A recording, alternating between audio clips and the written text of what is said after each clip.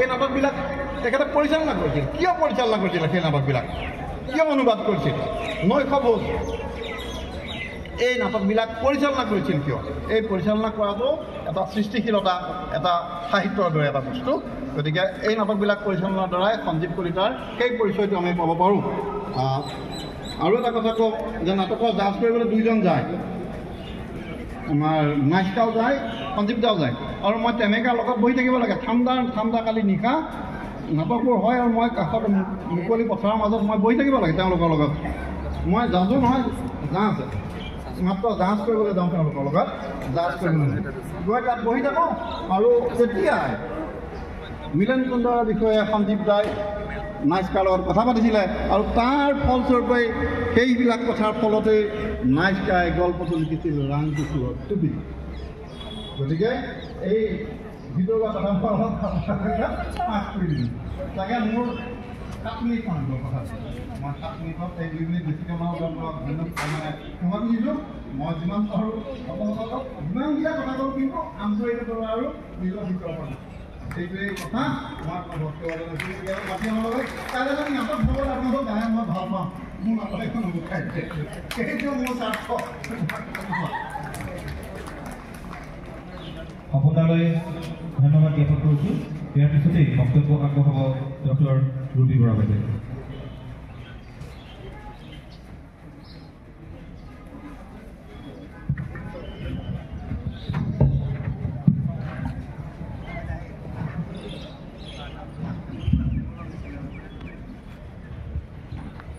প্ৰগতিশীল সাহিত্য সন্মিলন এই যি অনুষ্ঠানটি অনুষ্ঠিত হৈ আছে তাত সহযোগিতা কৰা, অংশগ্ৰহণ কৰা প্ৰতিগৰাকীলৈকে মই মোৰ নমস্কাৰ আৰু শ্ৰদ্ধা জ্ঞাপন কৰিছোঁ। প্ৰগতিশীল সাহিত্য সন্মিলন এই অনুষ্ঠানটিত মোক ক'বলৈ কোৱা হৈছিল গোলাঘাট জিলাৰ প্ৰগতিশীল সাহিত্য সম্পৰ্কে, বিশেষভাৱে গল্পৰ উল্লেখনেৰে। মই খুব চমুকৈ কৈ যাম।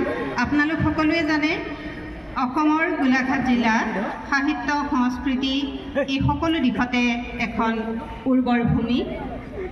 সাহিত্য বুলি ক'লে আচলতে নাটক কবিতাৰ পৰা আৰম্ভ কৰি সমালোচনামূলক সাহিত্যলৈকে যিখিনি সামৰি লোৱা হয়, এই প্ৰতিটো দিশতে গোলাঘাটৰ বহুজন ব্যক্তিয়ে তেখেতসকলৰ অৱদান আগবঢ়াই থৈ গৈছে। আৰু গতিকে যদি গোলাঘাট অঞ্চলৰ লেখকসকলৰ বিষয়ে ক'বলৈ যোৱা যায়, তেতিয়াহ'লে ই এখন মহাভাৰত স্বৰূপ হ'ব। আৰু মই প্ৰথমতে কৈ থওঁ যে এইটো এটা হৈছে এটা গৱেষণাৰ বিষয়। এই বিষয়টো কেৱল মাত্ৰ 5 মিনিটৰ ভিতৰতে ক'বলৈ যোৱাটো এটা দুঃসাহস বুলিহে মই ভাবোঁ। প্ৰগতিশীল সাহিত্য সম্পৰ্কে ইতিমধ্যে আমাৰ নমস্য হীৰেণ গোহাঁই ছাৰে কৈয়ে গৈছে কথাখিনি। পৰৱৰ্তী বক্তব্যত হেমফুকন ছাৰেও সেই সম্পৰ্কে আগবঢ়াই গৈছে। কিন্তু মোৰ মনত উদয় হোৱা কথাটো মই ক'ব খুজিছোঁ যে প্ৰগতিশীল সাহিত্য বুলি ক'লে এই প্ৰগতিশীলতাই আচলতে সময় সাপেক্ষ এটা অৱস্থাক বুজায়। এটা বিষয় কোনো এটা সময়ৰ কাৰণে প্ৰগতিশীল হ'ব পাৰে, কিন্তু ভৱিষ্যতলৈ এই উত্তৰণ ঘটোতে সেই বিষয়টো হয়তো প্ৰগতিশীলৰ পৰিৱৰ্তে এটা সাধাৰণ বিষয়তহে উপনীত হ'ব পাৰে। গতিকে এই প্ৰগতিশীল বিষয়টো সময়ৰ লগে লগে এই বিষয়টোৱে অগ্ৰগতি লাভ কৰি গৈ থাকে। আৰু আমি যদি এই প্ৰগতিশীলতাৰ চিন্তন মননৰ কথা বিচাৰ কৰিবলৈ যাওঁ, তেতিয়াহ'লে আমি দেখিবলৈ পাম যে 1848 চনতে কাৰ্ল মাৰ্ক্সে এই সমাজতন্ত্ৰৰ ওপৰত এই প্ৰগতিশীল চিন্তাধাৰাটোক তেখেতে উপস্থাপিত কৰিছিল। আৰু সেইদৰে এই সমাজতন্ত্ৰৰ গঠনবাদৰ ওপৰত এই যি প্ৰগতিশীলতাৰ চিন্তন মনন আৰোপিত হৈছিল, এই পৰৱৰ্তী সময়লৈ লাহে লাহে অগ্ৰগতি লাভ কৰিবলৈ ধৰিলে। আৰু গোলাঘাট জিলাৰ লেখকসকলৰ সাহিত্যৰ সম্পৰ্কে ক'বলৈ গ'লে মই পুনতে উল্লেখ কৰিছোঁ যে কেৱল মাত্ৰ গল্পই নহয়, আমাৰ মাজতে আজি ইয়াত বহি আছে আমাৰ বৰেণ্য সাহিত্যিক অৰূপা পতংগীয়া কলিতা বাইদেউ। তেখেতৰ কোনেৰে জানে। বা ইয়াতে আছে সপোনজ্যোতি ঠাকুৰৰ দৰে নাট্যকাৰ আৰু অনেকজন আছে। মই নাম কৈ যাওঁতে যদি কোনোবাজনৰ নাম থাকি যায় তেতিয়াহ'লে আপোনালোকে মই আপোনালোকৰ ওচৰত প্ৰথমতে ক্ষমা মাৰ্জনা বিচাৰিছোঁ। এইবাবেই যে নতুন চিন্তাধাৰাৰে চৰ্চাৰে লেখকসকলে সাহিত্য চৰ্চা কৰি গৈ আছে আৰু আজিৰ দিনৰ নাম মোৰ অলক্ষিতে, মই ইচ্ছাকৃতভাৱে নহয়, অলক্ষিতে হয়তো থাকি যাব পাৰে। তথাপিও মোক কোৱা হৈছিল যে মই যদি বিশেষভাৱে অৰূপা পতংগীয়া কলিতা বাইদেউ বা মোৰে এসময়ৰ ছাত্ৰ অপু ভৰদ্বাজৰ গল্পৰ বিষয়ে যদি কওঁ তেতিয়াহ'লে ভাল হ'ব বুলি মোক যদিও উনুকিয়াই দিয়া হৈছিল।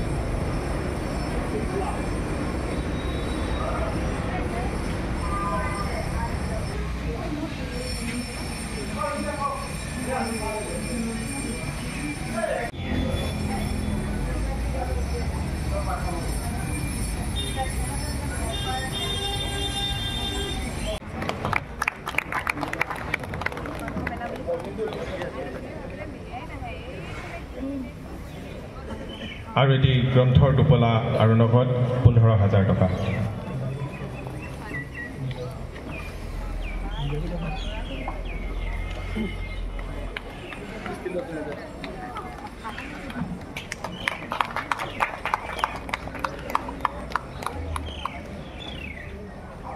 মই দুজনকে লগ পাইছিলোঁ, কবি হিচাপে লগ পাইছিলোঁ আৰু তেওঁলোকৰ কবিতাৰ, তেওঁলোকৰ বাৰ্তা, তেওঁলোকৰ কবিতাত যি বাৰ্তা আছিলে সেই বাৰ্তাবোৰ মুগ্ধ কৰিছিলে মোক। আৰু মই প্ৰথমৰ পৰাই কিন্তু মানুহে মোৰ মোৰ কবিতাৰ সেই স্বৰূপটো প্ৰথমতে দেখা নাছিলে হয়তো।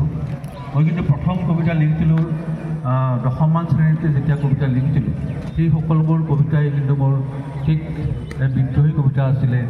মোৰ পুঁজিবাদৰ বিৰুদ্ধে এক ধৰণৰ কণ্ঠস্বৰে মই লিখিছিলোঁ, যদিও সেইবোৰ অপৰিণত আছিলে। সেইকাৰণে মই তেনেকুৱা কবিতাবোৰ প্ৰকাশ কৰা হোৱা নাছিলে। পিছত মই তোমালোকৰ কবি নামৰ এখন সংকলনত কিছু কবিতা প্ৰকাশ হৈছিলে। মই দুখাৰিমান লিখি আনিছোঁ মাত্ৰ আজিৰ এই অনুষ্ঠানটোৰ কাৰণে। মই বেছি সময় কথা ক'বও নোৱাৰোঁ, ভৰিখনৰ কাৰণে অলপ সমস্যা হৈছে। মোৰ সাম্প্ৰতিক সময়ৰ কবিসকলৰ কাৰণে দুই এটা প্ৰশ্ন আছে যে কবিসকলৰ নৈতিকতা থাকিব লাগে নে নালাগে। এই প্ৰশ্নটো এটা বেয়া প্ৰশ্ন নেকি? এই প্ৰশ্নটো অসংগত নেকি? কিয়নো এজন কবিৰ বিষয়ে বা এজন লিখকৰ বিষয়ে আলোচনা কৰোঁতে আমি সদায়ে তেওঁৰ সৃষ্টিশীলতাক লৈহে আলোচনা কৰিব লাগে বুলি ভাবোঁ। তেওঁৰ নৈতিকতা বা অনৈতিকতাৰ বিষয়ে আলোচনা কৰিব নালাগে। এনে প্ৰশ্ন কবিজনৰ সৃষ্টিকৰ্মৰ বিৰোধী হৈ উঠে। এজন কবিয়ে যেতিয়া নদীৰ ভাঁজ, কহুৱাতলিৰ বতাহ, দোকমোকালি, বৰষুণ, কুঁৱলী, দুবৰিত পৰি থকা নিয়ৰ, জোনাক, আকাশ, তল কৰা শেৱালি, ফাগুন আদিৰ বৰ্ণনাৰে কবিতা লিখাত নিমগ্ন হৈ থাকে, তেনে সময়ত তেওঁৰ ওচৰত নৈতিকতাৰ প্ৰশ্ন উত্থাপন কৰাটো তেওঁৰ ৰসভংগ কৰাৰ পাপ বুলি বিবেচিত হ'ব পাৰে। কিন্তু যদিহে এজন কবিক আটাইতকৈ সংবেদনশীল প্ৰাণী বুলি ধৰা হয়, তেন্তে তেওঁ সদায় অহা যোৱা কৰা ৰাস্তাটোৰ, বজাৰখনৰ সাধাৰণ মানুহৰ কথা বতৰা, হা হুমুনিয়া, অন্যায়, অবিচাৰ, ক্ষোভ, দাৰিদ্ৰ, লুণ্ঠন, হত্যা, ধৰ্ষণ আদি তেওঁৰ চকুত নপৰিবনে? এইবোৰৰ প্ৰতি তেওঁ উদাসীন হৈ থাকিব কেনেকৈ? কবি এজন নিজৰ সৃষ্টিশীলতাৰ প্ৰতিহে দায়বদ্ধ, তেন্তে তেওঁৰ কবিতাত এইবোৰৰ বিষয়ে অনুপস্থিত হৈ থাকিব কেনেকৈ? এজন সংবেদনশীল কবিয়ে নগ্ন সত্যক প্ৰকাশ নকৰাকৈ থাকে কেনেকৈ? নগ্ন সত্যক প্ৰকাশ কৰাটো সৃষ্টিশীলতাৰ বিৰোধী নেকি? মই ভাবোঁ এজন কবিয়ে নিজৰ ভিতৰতে সোমাই থাকিব নালাগে, তেওঁ ভিতৰৰ পৰা বাহিৰলৈ ওলাই আহিব লাগে। এজন কবিয়ে নিজৰ ভিতৰতে সোমাই থাকিব নালাগে, তেওঁ ভিতৰৰ পৰা বাহিৰলৈ ওলাই আহিব লাগে। পুনৰ বাহিৰৰ পৰা ভিতৰত সোমাব লাগে, পুনৰ ভিতৰৰ পৰা বাহিৰলৈ ওলাই আহিব লাগে। এয়া এক যন্ত্ৰণাময় প্ৰক্ৰিয়া, কিন্তু মই ভাবোঁ এজন কবিৰ কাৰণে এয়া জৰুৰী।